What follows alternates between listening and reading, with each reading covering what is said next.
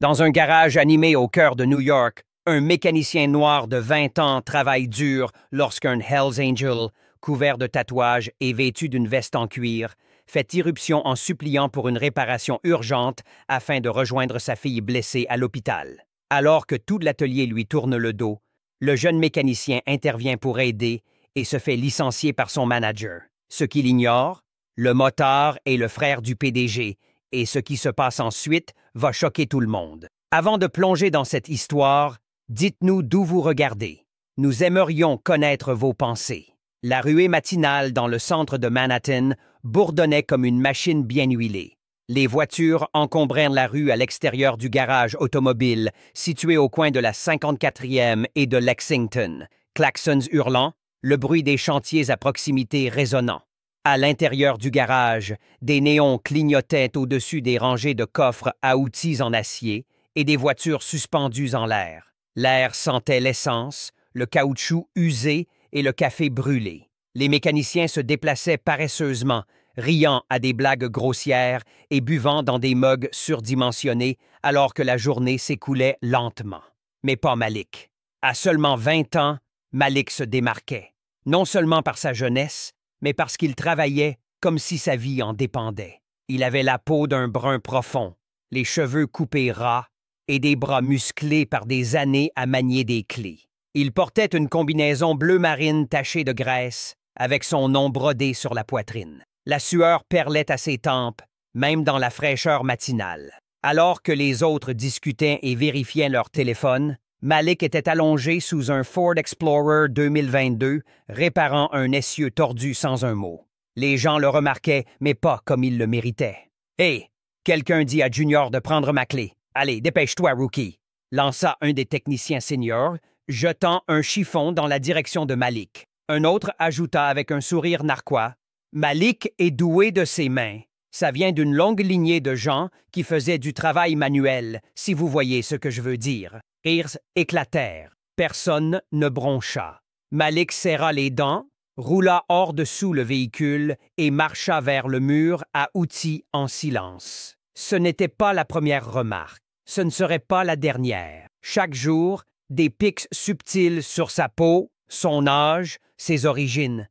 Le manager ne disait rien, sauf si Malik ratait une échéance. Alors, il était là, haussant le ton, l'appelant gamin devant les clients. Pourtant, Malik continuait, non pas parce qu'il appréciait le traitement, mais parce qu'il n'avait pas le choix. Sa mère travaillait de nuit dans un hôpital à proximité. Les factures ne se payaient pas toutes seules. Il avait des rêves, de grands rêves. Peut-être un jour, diriger son propre garage, embaucher des gars comme lui. Mais les rêves ne signifient pas grand-chose ici. Pas quand on est jeune, pas quand on est noir. Ce garage fonctionnait sur une hiérarchie, des règles implicites, et dans ce système, Malik était toujours en bas, non pas parce qu'il manquait de compétences. Il était probablement le technicien le plus compétent de l'atelier, mais chaque fois qu'il prenait des initiatives, quelqu'un l'écrasait, et chaque fois qu'il parlait, il recevait un avertissement. Alors Malik travaillait, silencieusement, déterminé, observant, attendant. Et il n'avait aucune idée que ce jour, qui commençait comme tous les autres, allait tout changer. Il était presque 10h30 du matin quand la porte du garage grinça à nouveau. La sonnette au-dessus émit un faible « ding », étouffé par le bourdonnement d'une clé à choc à l'arrière. Personne ne tourna la tête. Personne ne s'en souciait. Mais Malik remarqua, depuis sous le capot levé d'une Dodge, il aperçut un homme imposant entrer, ses bottes lourdes résonnant, une veste en cuir usée au coude et des tatouages épais remontant le long de son cou comme des lianes sombres. Il semblait déplacé, non pas à cause de ses vêtements, mais par sa façon de bouger, rapide mais prudente, comme un homme cherchant quelque chose ou essayant de ne pas casser. Le visage de l'homme était rouge, ses yeux balayaient la pièce, scrutant chaque mécanicien, chaque bureau. Sa respiration était rapide et superficielle, mais pas en colère, plutôt paniquée. Les mots « Hells Angel » cousus en rouge et blanc sur le dos de sa veste, attirèrent des regards silencieux et critiques depuis les coins de la pièce. Quelques clients près de la zone d'attente se déplacèrent, mal à l'aise. L'un d'eux, un homme en costume tenant un café, se pencha vers sa femme et murmura « Mon Dieu, qu'est-ce qu'il fait ici? » Le motard s'approcha du comptoir et parla, rapide, essoufflé. « Ma moto est en panne juste dehors. J'ai besoin d'aide. Ma fille, elle a eu un accident. Elle est aux urgences uptown. Il faut que j'y aille. Vite! » Sa voix se brisa, non pas d'agressivité, mais de désespoir. « S'il vous plaît, juste un coup de pouce ou une réparation.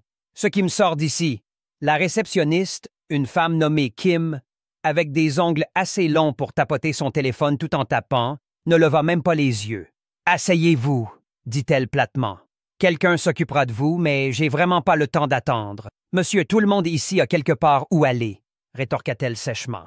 Derrière lui, deux types dans la file roulèrent des yeux. « Il aurait dû appeler un Uber !» marmonna l'un. Un autre client se leva carrément et commença à marcher vers la porte. « Je me sens pas en sécurité avec ce type. Regardez-le, tatoué, il fait les 100 pas comme un fou. » Le motard se tourna légèrement, comme s'il réalisait pour la première fois qu'il n'était pas seulement ignoré. Il était rejeté, étiqueté, une menace. Il s'éloigna du comptoir, se frottant le visage, regardant vers la rue, comme s'il décidait s'il allait courir, crier ou pleurer. Il fit un pas vers la porte, vaincu, sortant son téléphone de sa poche pour appeler un taxi, quand une voix coupa à travers le bourdonnement du jugement. « Hé, attendez! » Le motard se retourna. Malik se tenait près de l'établi, tenant une bouteille d'eau dans une main et s'essuyant les mains avec un chiffon dans l'autre. « Quel genre de moto? » demanda Malik, calme, comme si c'était juste un boulot de plus. « Une Yamaha Cruiser 2008. Il y a un problème avec l'allumage. Elle ne démarre pas. Je l'ai garée juste devant. Cool. Ouais. Ma gosse, elle a fait une chute. Hémorragie interne ou quelque chose comme ça. L'hôpital est à l'autre bout de la ville. » Malik s'accroupit près de la moto, ses yeux scannant rapidement. « Je peux jeter un œil. Ça pourrait être simple. Vous pouvez attendre genre 10 minutes? 10 minutes, je prends, » dit l'homme, presque en chuchotant.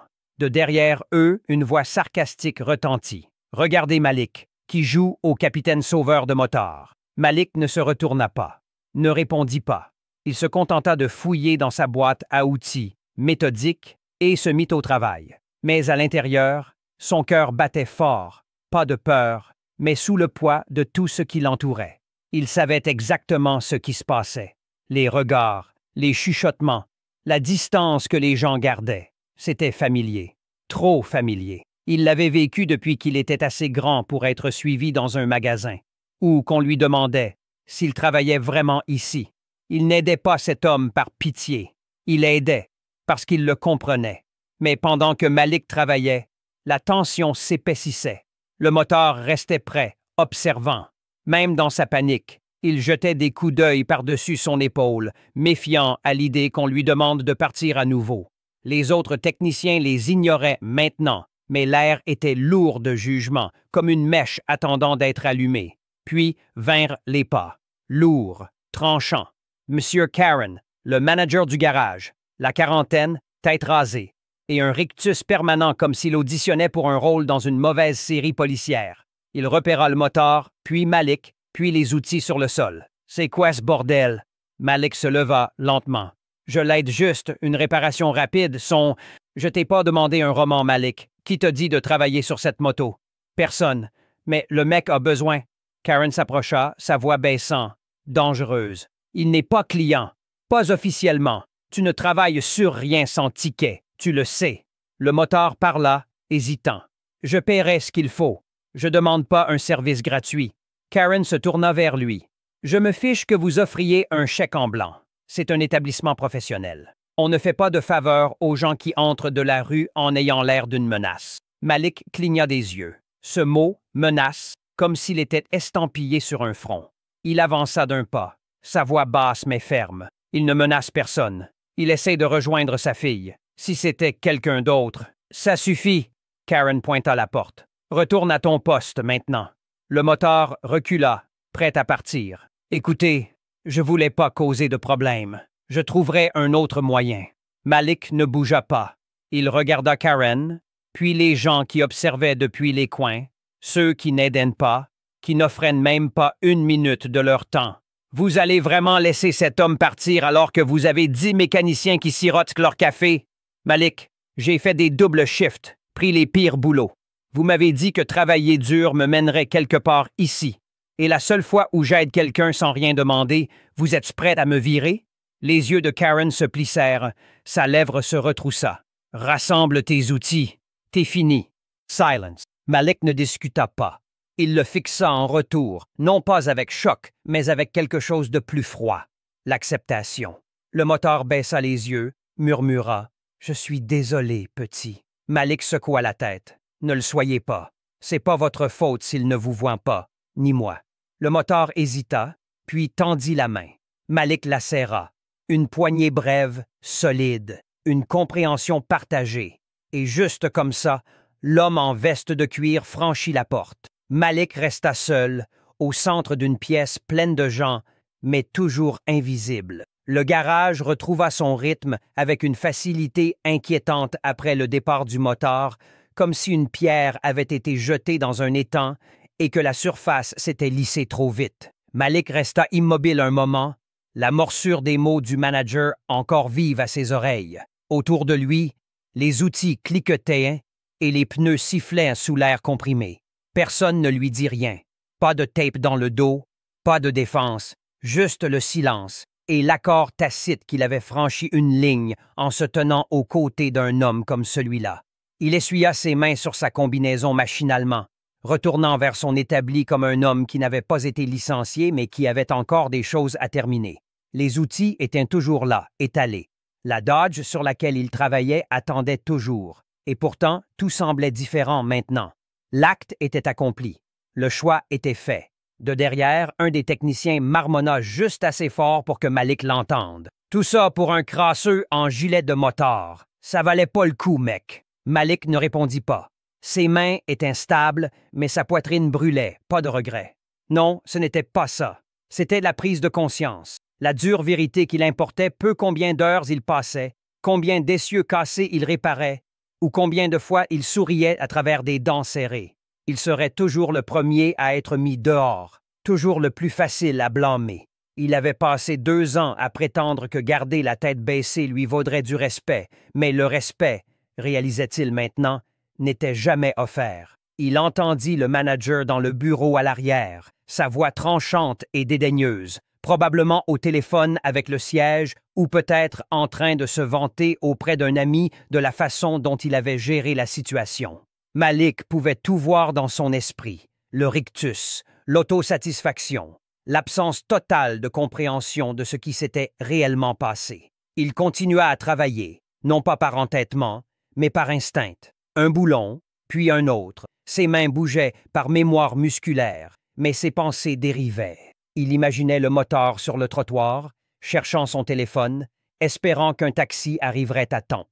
Il imaginait la fille de l'homme, seule dans un lit d'hôpital, les minutes s'écoulant comme des heures. Cet homme était entré dans une pièce pleine de gens et avait été traité comme un problème. Et pourquoi?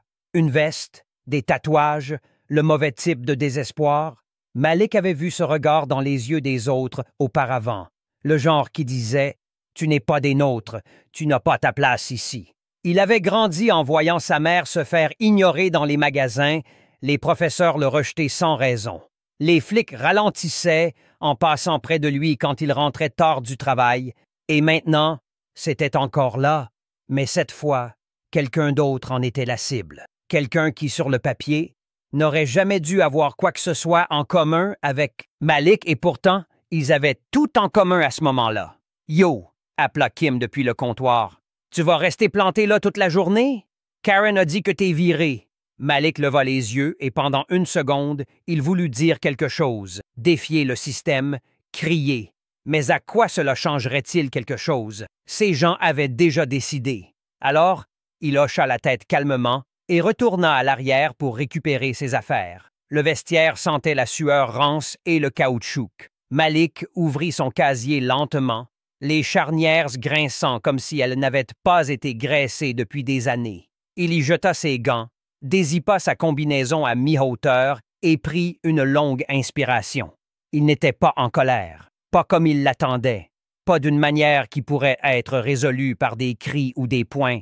Il ressentait quelque chose de plus profond, une clarté nette, parce qu'à ce moment-là, perdre son travail pour avoir aidé quelqu'un, il se sentait enfin lui-même, comme s'il avait fait quelque chose qui comptait, même si personne d'autre ne le voyait. Alors qu'il enfilait son sweat et commençait à ranger ses outils, la porte grinça derrière lui. C'était Jonas, un des nouveaux techniciens.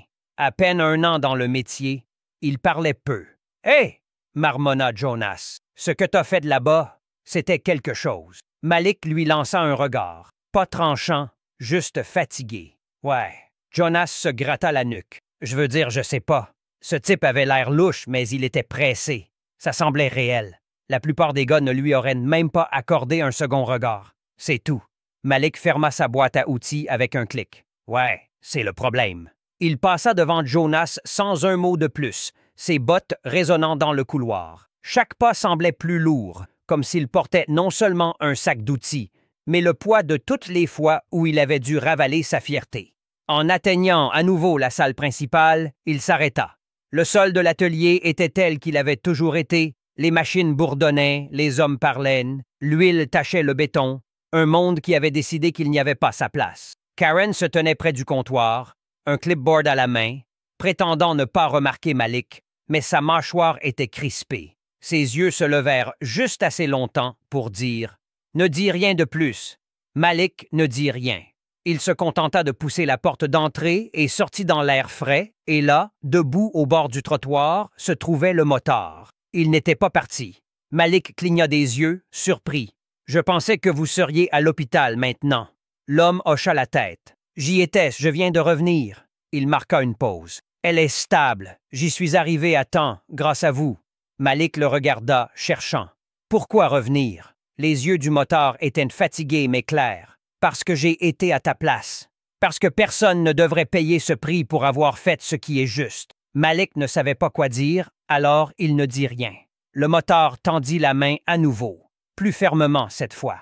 Malik la serra. « Je m'appelle Ray. » Malik. Ray esquissa un léger sourire. « Eh bien, Malik, si t'as besoin d'un boulot ou quoi que ce soit, trouve-moi. » Et sur ce, Ray tourna les talons et s'enfonça dans la circulation de la ville, avalé par les taxis, les sirènes et l'acier. Malik resta là un long moment, laissant l'air froid remplir ses poumons.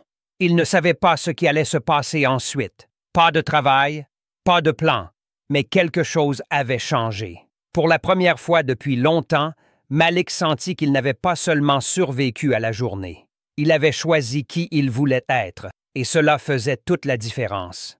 Le lendemain matin, la ville se réveilla dans le même rythme qu'elle avait toujours, les sirènes résonnant contre les immeubles, la vapeur s'élevant des grilles de métro, les taxis klaxonnant impatiemment comme si le monde entier était en retard. Malik se tenait au coin de la 54e et de Lexington, regardant la coquille familière de verre et de béton du garage. L'atelier semblait le même que chaque matin depuis 2 ans, comme si rien ne s'était passé, comme si on ne l'avait pas viré moins de 24 heures auparavant pour avoir osé montrer de la gentillesse à un étranger. Son sac de sport pesait lourd sur son épaule, rempli des essentiels, clés, jauge de couple, un jeu de douilles que son oncle lui avait offert lorsqu'il avait décroché ce boulot, des outils qui étaient devenus une extension de lui-même. Il ne savait pas vraiment pourquoi il était revenu ce matin. Peut-être pour récupérer le reste de ses affaires, peut-être pour dire au revoir, peut-être juste pour voir une dernière fois avant de passer à autre chose. Mais debout là, regardant le soleil attraper l'éclat huileux du trottoir, il se sentait comme s'il regardait à travers une vitre un monde où il n'était plus autorisé à entrer. Il poussa la porte doucement, s'attendant à moitié à ce que quelqu'un lui crie qu'il n'avait rien à faire ici. Mais la pièce le remarqua à peine. Kim tapait derrière le comptoir, mâchant son chewing-gum si fort qu'il claquait entre chaque mot de son appel téléphonique. Les techniciens étaient de retour à leur poste, tête baissée, les mêmes plaisanteries résonnant contre les murs. Comme si hier avait été effacé, comme si sa voix n'avait jamais haussé, comme si son choix n'avait jamais été fait. Il se dirigea vers le couloir arrière. Personne ne l'arrêta. Personne ne leva même les yeux. Le vestiaire était froid et sombre, et la même lumière clignotante au-dessus bourdonnait avec la même plainte fatiguée. Malik s'accroupit et ouvrit son casier. Le reste de ses outils était là, soigneusement alignés dans des plateaux de mousse qu'il avait lui-même découpés pour qu'ils s'adaptent. Il passa ses doigts sur les bords métalliques. Chaque pièce portait un souvenir, des endroits exigus, des nuits longues. Cet après-midi où il avait reconstruit un alternateur entier parce que la pièce de rechange n'était pas arrivée. Il commença à ranger lentement. À l'extérieur de la porte, quelqu'un rit. Puis une autre voix répondit quelque chose à propos de nouvelles règles et de nettoyer l'endroit. Les épaules de Malik se tendirent. Il connaissait ce ton. Il ne parlait pas du sol. Il zippa le sac et s'assit sur le banc un instant de plus que nécessaire. Le poids de tout frappait un peu plus fort dans cet espace petit et silencieux. Cet endroit avait été plus qu'un travail. C'était la promesse de quelque chose de plus. Stabilité, respect, un avenir. Et maintenant, c'était fini. Parce qu'il n'avait pas pu garder la bouche fermée. Parce qu'il avait aidé quelqu'un qui ne semblait pas convenable. Et pourtant, il ne ressentait pas de regret. Juste une douleur brute de quelque chose de plus lourd. La porte grinça. Des pas entrèrent. Il ne leva pas les yeux. « T'es là pour causer plus de drame? » Karen. Sa voix était arrogante, mais pas forte, presque prudente. Malik se leva, passa le sac de sport sur son épaule. « Juste récupérer mes affaires. » « C'est ça. » Karen croisa les bras. « T'aurais pu avoir un bel avenir ici, gamin, si t'avais juste appris à suivre le protocole. Tu crois que jouer les héros de la justice sociale te rapporte quelque chose? » « Je cherchais pas à être un héros, » dit Malik, sa voix calme mais avec de l'acier dessous. « J'essayais d'être humain. » Karen ricana. « Vous, les millennials, pensez que le respect se distribue comme des bonbons. Flash info. Personne ne se soucie de la bonté de votre cœur si vous ne suivez pas les ordres. »« J'ai suivi tous les ordres pendant 2 ans, » dit Malik, avançant d'un pas. « J'ai travaillé plus dur que n'importe qui ici. J'ai encaissé les blagues, et vous m'avez toujours vu comme remplaçable. » Karen ouvrit la bouche, mais Malik passa devant elle, sans attendre la dispute. Il n'y avait plus rien à dire. En revenant sur le sol principal de l'atelier, quelques têtes se tournèrent cette fois. Juste une seconde, juste assez longtemps pour reconnaître sa présence, ou peut-être son absence. Kim leva les yeux alors qu'il passait le comptoir. « T'as oublié quelque chose? »« Non, » répondit Malik, ajustant son sac. « Juste besoin de le voir une dernière fois. » La cloche au-dessus de la porte tinta doucement alors qu'il sortait dans la matinée fraîche. La ville s'agitait autour de lui sans pause, les gens passant en trombe, serrant des gobelettes de café, aboyant dans leur téléphone. Tout le monde était occupé à être quelqu'un.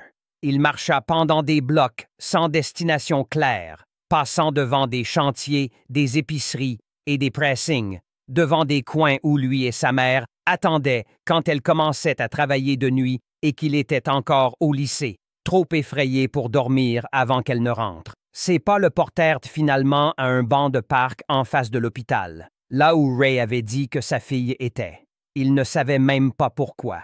Peut-être voulait-il s'assurer que l'homme y était arrivé. Peut-être avait-il besoin d'ancrer hier dans quelque chose de réel. Il s'assit là, coude sur les genoux, regardant les taxis décharger des patients, des médecins en blouse sirotant des boissons énergisantes, des parents jonglant avec des sacs et de la peur. Son téléphone vibra une fois dans sa poche. Il le sortit. Un message de Jonas. « Ils ont mis quelqu'un d'autre à ton poste, juste pour info. » Malik ne répondit pas.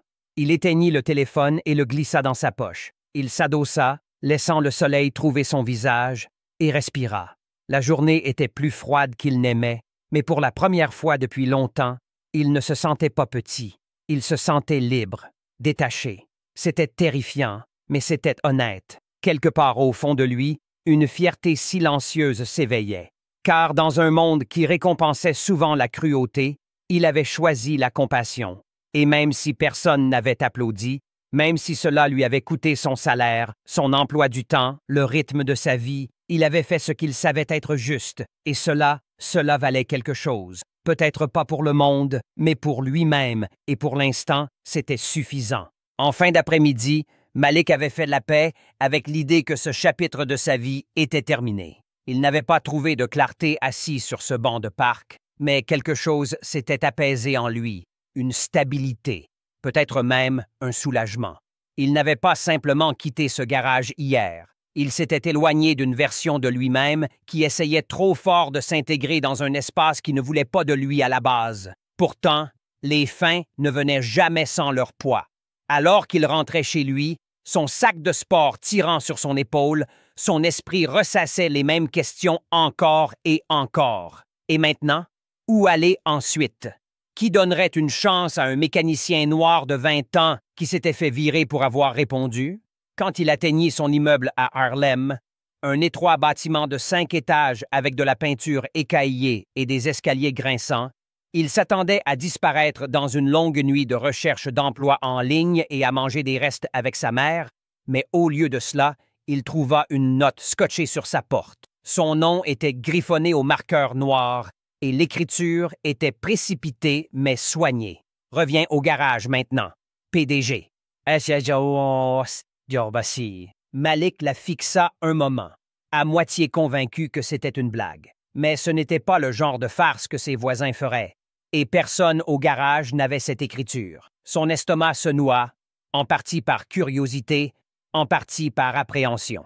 Il hésita juste assez longtemps pour changer de chemise, puis prit ses clés et repartit, le cœur battant d'un espoir qui semblait dangereusement proche. Le soleil plongeait sous l'horizon quand il atteignit le garage. De l'extérieur, tout semblait aussi normal que ce matin.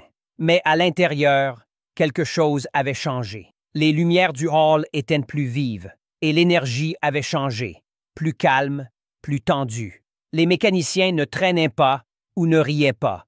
Ils se tenaient regroupés près de l'entrée du couloir des bureaux, chuchotant en cercle serré, les yeux furtifs comme s'ils attendaient que quelque chose d'important se passe. Avant que Malik ne puisse demander, les doubles portes de la salle de conférence s'ouvrirent et une voix lança, ferme et directe. « Malik Brown, entre !» Il reconnut la voix.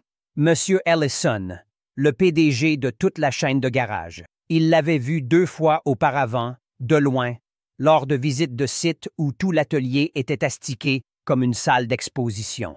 Ellison était un homme grand, posé, dans la cinquantaine, toujours en pantalon repassé et chaussures en cuir qui ne semblaient jamais toucher la poussière. Mais aujourd'hui, il ne portait pas de costume. Aujourd'hui, il était en jeans, manches retroussées, et son visage semblait celui de quelqu'un qui n'avait pas dormi. Malik entra, la pièce sentait le café et l'attention.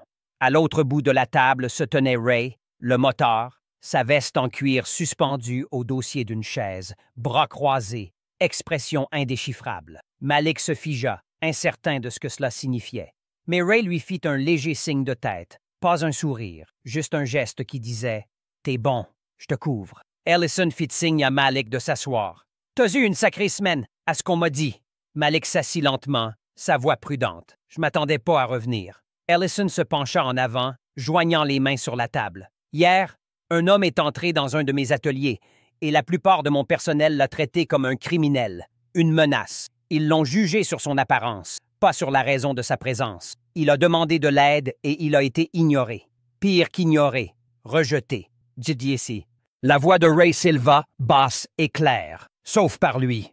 Il jeta un coup d'œil vers Ray, puis revint à Malik. « C'est de la famille. Ma famille. » Malik fronça les sourcils, déconcerté. « Attendez. Quoi? » Ellison hocha la tête vers Malik. « Tu as été le seul à le traiter comme une personne.